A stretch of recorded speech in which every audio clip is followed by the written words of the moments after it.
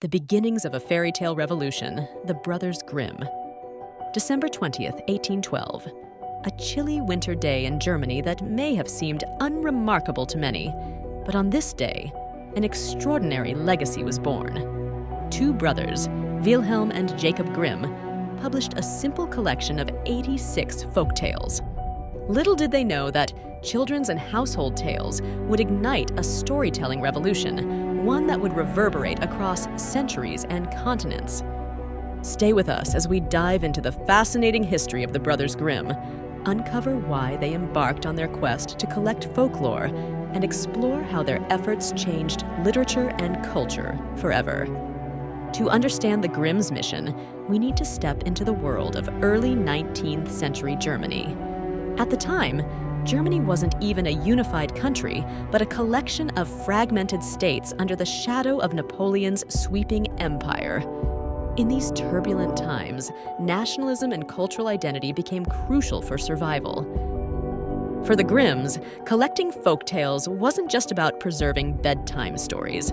It was about safeguarding the very heart of Germany, the stories whispered around firesides, passed down for centuries, and shared across small villages. In their view, folklore wasn't just entertainment, it was the soul of a nation. But who were these brothers, and what set them on this compelling mission? Wilhelm and Jacob Grimm didn't begin their lives as storytellers. They were scholars, linguists, and historians.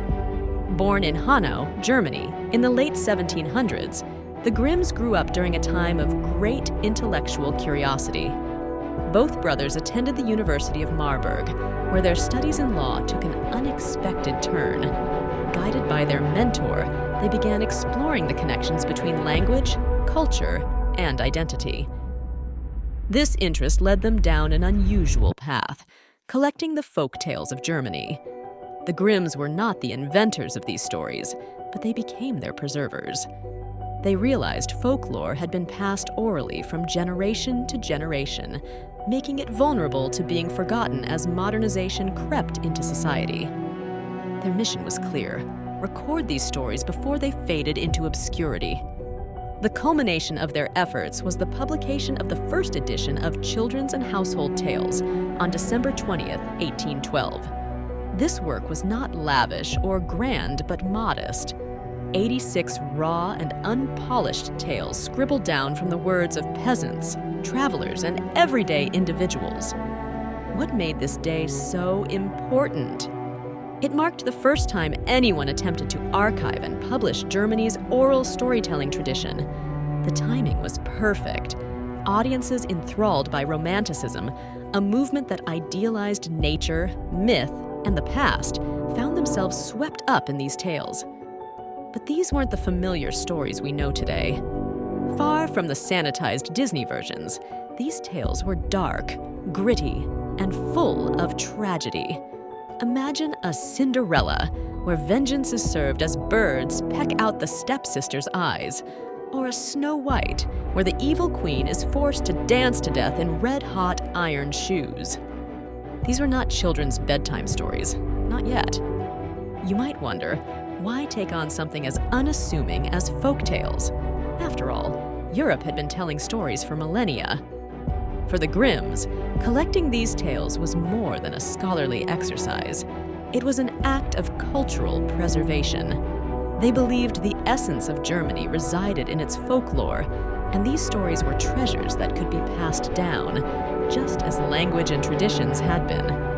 At a time when Napoleon was reshaping Europe's political map, recording these stories became a way to safeguard something uniquely German. Another aspect of their motivation was deeply personal. The Grimms had seen the economic and political challenges of their time firsthand.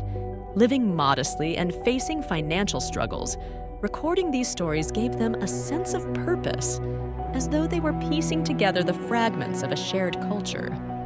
One of the reasons these tales remain so captivating lies in their raw authenticity. In their original form, they carried the full weight of humanity's most primal fears and desires. These were stories of hunger and survival, good versus evil, and justice delivered in brutal ways. Take, for example, Hansel and Gretel, which was, at its heart, a tale of starvation and desperation. The seemingly innocent breadcrumbs and candy houses we associate with it now came from deeper struggles, grim reflections of famished peasants forced to make impossible choices. Meanwhile, Rumpelstiltskin explored the dangerous bargains humans often make in times of vulnerability. But even amidst the hardship, these stories provided hope, resilience, and lessons about morality. They were not just escapism, they were tools for navigating life's challenges. Many people don't realize that the Grimms didn't make up these stories. They listened. They relied heavily on local storytellers, many of whom were women. These storytellers, like Dorothea Wieman, were the keepers of folklore. The Grimms took inspiration from their colorful narratives, painstakingly writing down every detail. The Grimms took inspiration from their colorful narratives, painstakingly writing down every detail. Through their hands, these oral narratives transformed into written works. The Grimms' skill wasn't invention, but curation.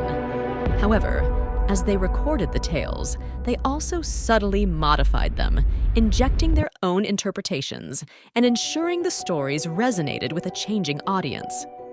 As the Grimms continued their work, children's and household tales underwent significant changes in subsequent editions. Later versions saw the addition of more moral lessons, gentler tones, and happy endings, a stark contrast to the dark originals. This shift wasn't accidental but intentional, as the Grimms began targeting families and children. In these editions, violent elements were toned down, and overt religious themes were amplified to align with societal norms. Rapunzel, for instance, originally included themes of pregnancy and out-of-wedlock consequences. In later versions, these sensitive topics were softened to make the story more appealing to conservative readers. By 1857, the final edition had ballooned to 210 stories. These refined versions became beloved across generations, crossing boundaries of class, age, and geography. From Cinderella to Snow White to Little Red Riding Hood, the Grimms collection gave rise to some of the best-known stories in the world.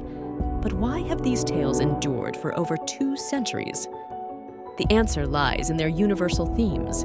Each story provides insight into the human experience, facing challenges with bravery, choosing good over evil, and seeking justice against all odds. These timeless lessons resonate with readers of all ages, giving the tales their immortality. The Grimms' influence didn't stop with Germany. Their stories were translated into numerous languages, spreading across Europe and eventually the world. Their works inspired countless authors, poets, and even psychologists like Carl Jung and Sigmund Freud, who found deep archetypal meaning in these age-old tales. They also had a profound impact on modern media. From illustrated fairy tale books to blockbuster Disney movies, nearly every adaptation of their stories traces its lineage back to children's and household tales. Characters like Cinderella, the Evil Queen, or the Big Bad Wolf have become cultural staples and continue to thrive in contemporary entertainment. Of course, not everything was magical.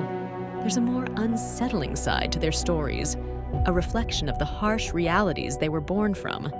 Poverty, famine, betrayal, and punishment were common themes, and the original tales were often brutal in their endings.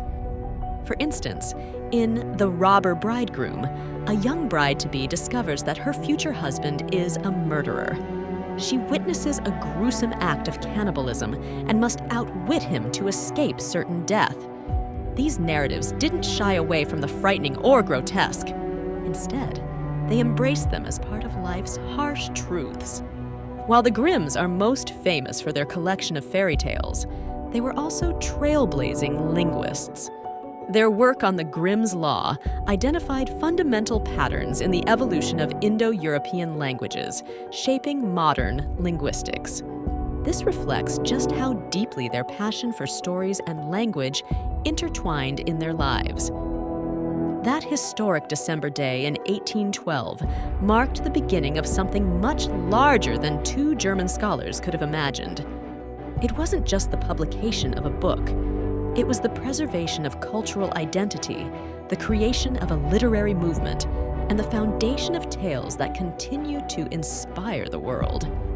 So, why do these stories continue to captivate us? Perhaps it's because they remind us of something deeply human, the desire to persevere, the need to confront darkness, and the hope for a better outcome. These stories are more than fairy tales. They're maps through the complexities of life. The Grimm's work started with a simple mission: preserve the stories of a fading world. Little did they know, they weren't just preserving the past, they were shaping the future.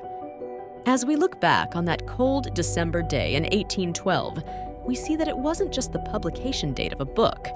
It was the dawn of a storytelling legacy that continues to inspire, teach, and transform. For further exploration, don't forget to visit the links in the description and first pinned comment. If you found today's journey enlightening, please like, share, and subscribe for your daily dose of history and humanity's fundamental subjects. So, which Grimm fairy tale is your favorite? Share your thoughts in the comments, and let's continue the tradition of storytelling together.